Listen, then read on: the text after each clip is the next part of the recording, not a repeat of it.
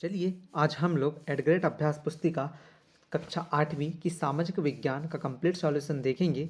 तो इसके पहले हमने विज्ञान और गणित एडग्रेड अभ्यास पुस्तिका कक्षा 8वीं के वीडियो भी कंप्लीट कर लिया है। आप हमारे चैनल में जाके उन वीडियो को भी देख सकते हैं। और अगर आपको वीडियो को समझते हुए कभी कुछ परेशानी आ जाए तो आप हमें कमेंट करके पूछ सकते हैं। और ये जो इसकी जो पीडीएफ है, इसकी आपको पीडीएफ टेलीग्राम चैनल में मिल जाएगी, जिसके लिए आपको करना क्या है, डिस्क्रिप्शन में जाके लिंक को क्लिक करके टेलीग्राम चैनल को ज्वाइन कर लेना है। वहाँ से आप पीडीएफ प्राप्त कर सकते हैं। तो चलिए हम लोग स्टार्ट करते हैं। उसके पहले प्रिय बच्चों, अगर आप चैनल में नए हो तो चैनल को प्लीज़ सब्सक्राइब अवश्य कीजिए। सब्सक्राइब करोगे तो आपको आने वाली वीडियो आसानी से मिल जाएगी। इस प्रकार से लिखा रहता है सब्सक्राइब SUB, आगे पूरा शब्द लिखा रहेगा। आपको इसे दबाना है और दबाने के बाद उस पर अलाउ कर देना है, जिससे कि सब्सक्राइब चैनल हो जाएगा और फिर आपको पूरी नोटिफिकेशन आसानी से प्राप्त हो जाएगी।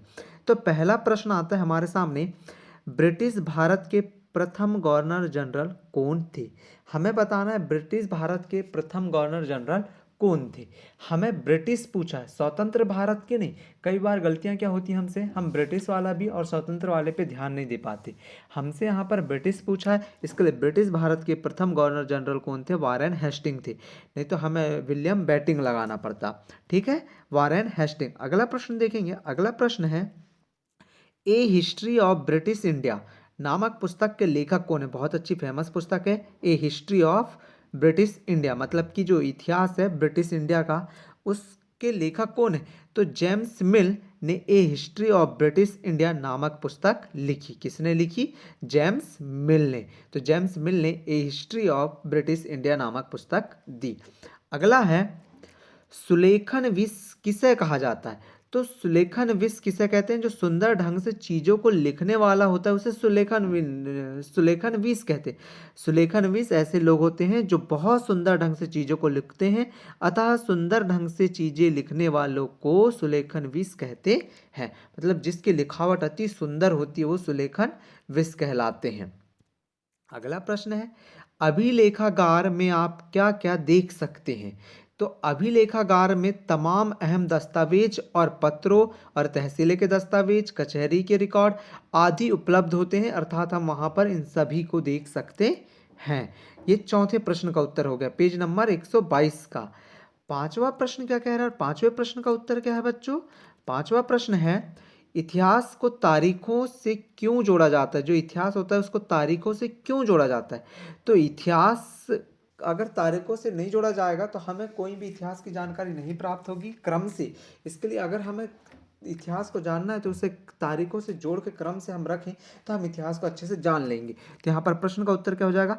इतिहास को तारीखों से इसलिए जोड़ा जाता है क्योंकि किसी भी घटनाओं की निश्चित जानकारी प्राप्त होती है। इतिहास की तारीख में राजा का कब ताज पहनाया गया, किस साल उसका विवाह हुआ, सब कुछ क्रम से होता है, इसलिए इतिहास को तारीखों से जोड़ा जाता है। अगला प्रश्न देखेंगे। अगला प्रश्न है, छठवां प्रश्न है, छपाई की तकनीक में प्रसार से जनता को क्या क्या लाभ हुए? अब वो इतिहास की बात है। छपाई मतलब कि अखबार छापना, पत्रिका निकलना, ये सब जो छपाई की प्रक्रिया थी, इस तकनीक से जनता को क्या लाभ हुए?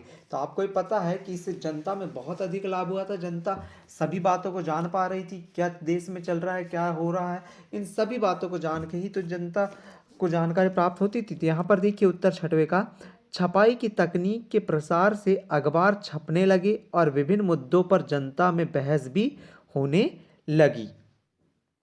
नेताओं और सुधारकों ने अपने विचारों को फैलाने के लिए लिखा, कवियों और उपन्यासों ने अपनी भावनाओं को व्यक्त करने के लिए लिखा। तो ये सब जो भी है ये सभी कहाँ पर हुए? ये छपाई के द्वारा, तकनीक के द्वारा हुए।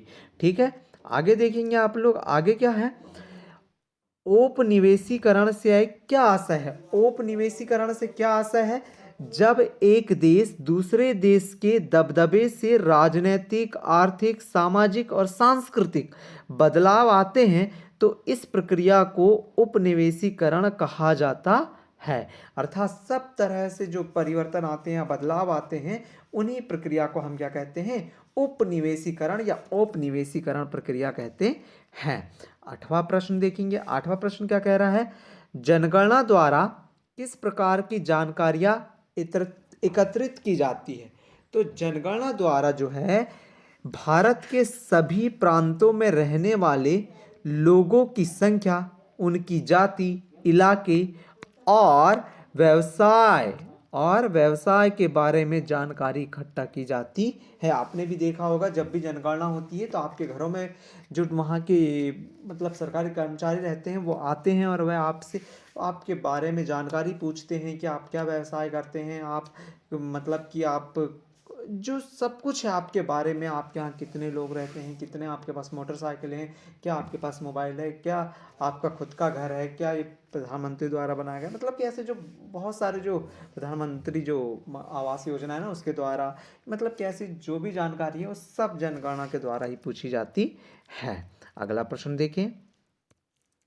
अगला प्रश्न है 9वां प्रश्न है, जेम्स मिल द्वारा अपनी किताब में मुख्य रूप से किन बातों को उल्लेखित किया गया है? तो जेम्स मिल द्वारा अपनी किताब, हमको पता है उनकी किताब क्या थी जेम्स मिल की, ए हिस्ट्री ऑफ ब्रिटिश इंडिया। क्या थी? ए हिस्ट्री ऑफ ब्रिटिश इंडिया में उन्होंने भारत के इतिहास को हिंदू, मुस्लिम और ब्रिटिश इन 3 कालखंडों में बांटा था। जेम्स मिल ने यह विभाजन सांप्रदायिकता के आधार पर किया। यह काल विभाजन औपनिवेशिक विचारधारा पर आधारित था। इन बातों का उल्लेख कहाँ पर किया गया है? जेम्स मिल की किताब में किया गया है। और अब हमारा 10वां प्रश्न है और इस अध्याय का अंतिम प्रश्न क्या है? औपनिवेशिक शासन के दौरान सर्वेक्षण के क्या उद्देश्य? सर्वेक्षण मतलब कि देख रेख, उनके बारे में जानना।